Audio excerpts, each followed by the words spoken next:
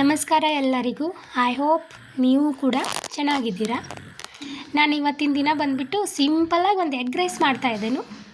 ಅದಕ್ಕೆ ಬೇಕಾಗಿರೋ ಈರುಳ್ಳಿ, ಆಮೇಲೆ ಟೊಮೆಟೊ, ಆಮೇಲೆ ಸ್ವಲ್ಪ ಕೊತ್ತಂಬರಿ, ಆಮೇಲೆ 2 ಹಸಿ ಮೆಣಸು ತೊಗೊಂಡಿದ್ದೇನು, ಆಮೇಲೆ ಸ್ವಲ್ಪ ಹಸಿ ಶುಂಠಿ ಹಾಗೆ ಬೆಳ್ಳುಳ್ಳಿನ 2 ಸೇರಿಸ್ಬಿಟ್ಟು ಪೇಸ್ಟ್ ಮಾಡಿ ಇಟ್ಕೊಂಡಿದ್ದೇನು. ಸೊ ಇವಾಗ ಮಾಡೋಣ ಬನ್ನಿ. ನೋಡಿ, ಒಂದು ಪಾತ್ರೆಯಲ್ಲಿ ಎಣ್ಣೆ ಕಾಯೋಕೆ ಇಟ್ಕೊಂಡಿದ್ದೇನು.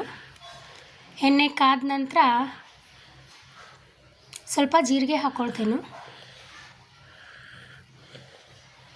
ಜೀರಿಗೆ ಹಾಕೊಂಡ್ಬಿಟ್ಟು ಹಸಿ ಮೆಣಸು ಕೂಡ ಹಾಕ್ಕೊಳ್ತೇನು. ಹೆಣ್ಮಕ್ಳಿಗೆ ಒಂದು ಚಿಂತೆನೇ ಇದು, ಏನು ಅಡುಗೆ ಮಾಡೋದಪ್ಪ 3 ಹೊತ್ತು ಅಂತ. ಈರುಳ್ಳಿ ಹಾಕ್ಕೊಳ್ತಾ ಇದ್ದೇನು.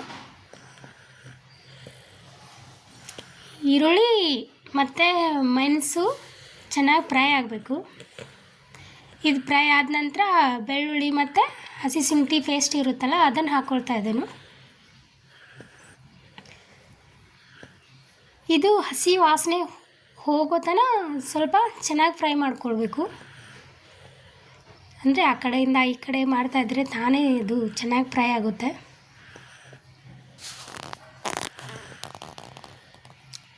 ನೋಡಿ, ಈ ಥರ ಈರುಳ್ಳಿ ಮತ್ತು ಮೆಣಸು ಎಲ್ಲನೂ ಫ್ರೈ ಆದ ನಂತರ ಟೊಮೆಟೊ ಹಾಕ್ಕೊಳ್ತಾ ಇದ್ದೇನು. ನಾನು ಇಷ್ಟ ಅಂತ ಉದ್ದ ಕಟ್ ಮಾಡ್ಕೊಂಡಿದ್ದೇನು. ನೀವು ಬೇಕಾದರೆ ಸಣ್ಣದಾಗಿ ಕೂಡ ಕಟ್ ಮಾಡ್ಕೊಳ್ಬೋದು. ಟೊಮೆಟೊ ಕೂಡ ಚೆನ್ನಾಗಿ ಫ್ರೈ ಆಗಬೇಕು. ಆಮೇಲೆ ಉಪ್ಪನ್ನು ಹಾಕ್ಕೊಳ್ತಾ ಇದ್ದೇನು. ಅನ್ನದಲ್ಲಿ ಸ್ವಲ್ಪ ಉಪ್ಪು ಇರುತ್ತೆ, ನೀವು ನೋಡಿಬಿಟ್ಟು ಹಾಕ್ಕೊಳ್ಳಿ. ಆಮೇಲೆ ಸ್ವಲ್ಪ ಅರಿಶಿನ ಪುಡಿ ಹಾಕ್ಕೊಳ್ತಾ ಇದ್ದೇನು.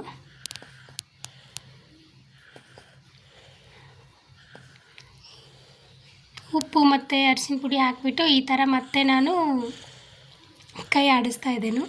ಆಮೇಲೆ ಖಾರದ ಪುಡಿ ಹಾಕ್ಕೊಳ್ತಾ ಇದ್ದೇನು. ನಾನಿಲ್ಲಿ 1 ಸ್ಪೂನ್ ಹಾಕ್ಕೊಳ್ತಾ ಇದ್ದೇನು. ನಿಮ್ಗೆ ಜಾಸ್ತಿ ಬೇಕಾದರೆ ಜಾಸ್ತಿನೂ ಹಾಕ್ಕೊಳ್ಬೋದು, ಕಡಿಮೆ ಬೇಕಾದರೂ ಕಡಿಮೆನೂ ಹಾಕ್ಕೊಳ್ಬೋದು. ಉಪ್ಪು ಮತ್ತು ಖಾರ ಒಬ್ಬೊಬ್ರು ಕಡಿಮೆ ತಿಂತಾರೆ, ಒಬ್ಬೊಬ್ರು ಜಾಸ್ತಿ ತಿಂತಾರೆ. ಅವ್ರವ್ರಿಗೆ ಹೇಗೆ ಬೇಕೋ ಹಾಗೆ ಹಾಕ್ಬಿಟ್ಟು ಮಾಡ್ಕೊಳ್ಬೋದು. ನೋಡಿ, ಈ ಥರ ಫ್ರೈ ಆಗಿದೆ. ಇವಾಗ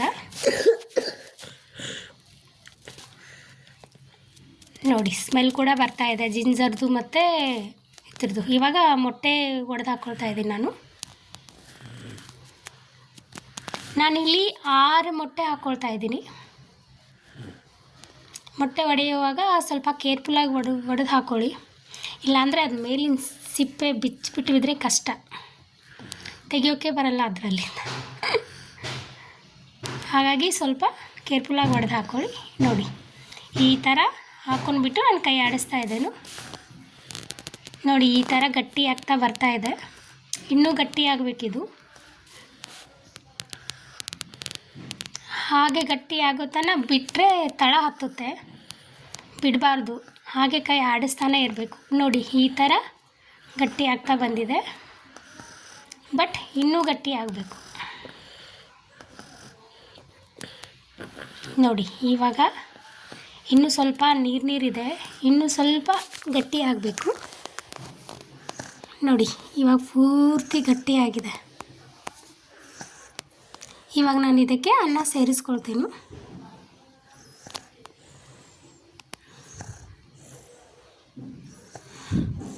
ಒಬ್ಬೊಬ್ರಿಗೆ ಈಜಿ ಅಂತಾರೆ, ಒಬ್ಬೊಬ್ರಿಗೆ ಕಷ್ಟ ಅಂತಾರೆ ಅಡುಗೆ ಮಾಡೋದು. ನನಗೆ ಕಷ್ಟನೂ ಹೌದು, ಒಂದೊಂದು ಈಜಿನೂ ಹೌದು. ಒಂದೊಂದು ಸಿಂಪಲ್ ಆಗಿರುತ್ತೆ, ಈಸಿ ಅನಿಸುತ್ತೆ. ನೋಡಿ, ಇವಾಗ ನಾನು ಮೇಲೆ ಒಂದು ಲಿಂಬೆ ಹಣ್ಣು ಹಾಕ್ಕೊಳ್ತಾ ಇದ್ದೇನು.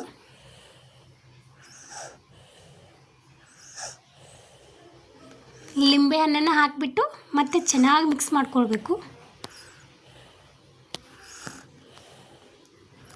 ಈ ಥರ ಚೆನ್ನಾಗಿ ಮಿಕ್ಸ್ ಮಾಡ್ಕೊಂಡ್ಬಿಟ್ಟು ಮೇಲೆ ಸ್ವಲ್ಪ ಕೊತ್ತಂಬರಿ ಹಾಕ್ತಾ ಇದ್ದೇನು.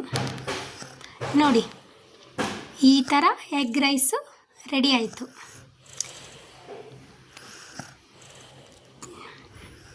ಸಿಂಪಲ್ಲಾಗಿ ಒಂದು 5 ನಿಮಿಷದಲ್ಲಿ ರೆಡಿ ಆಗುತ್ತೆ. ನಿಮಗೂ ಕೂಡ ನಾನು ಮಾಡಿರೋದು ಇಷ್ಟ ಆಗಿದ್ದರೆ ನೀವು ಮನೆಯಲ್ಲಿ ಟ್ರೈ ಮಾಡಿ.